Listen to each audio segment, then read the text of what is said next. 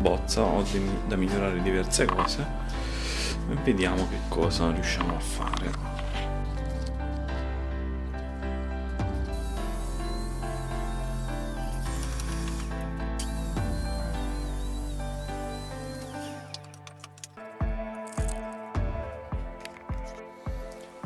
Andiamo a mettere adesso del nastro adesivo dove dobbiamo fare la copia, perché dobbiamo replicare la forma del telaio e della porcella su quest'altra tavola. Quindi nastro adesivo e adesivo.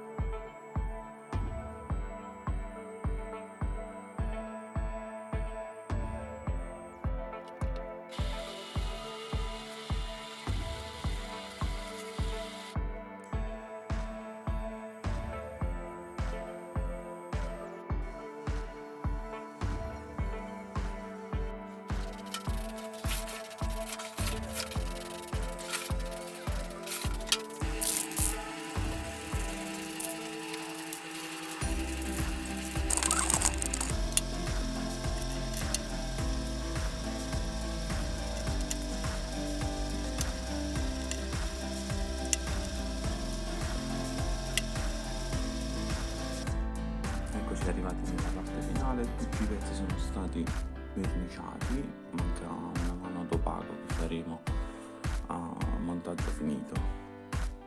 Procediamo.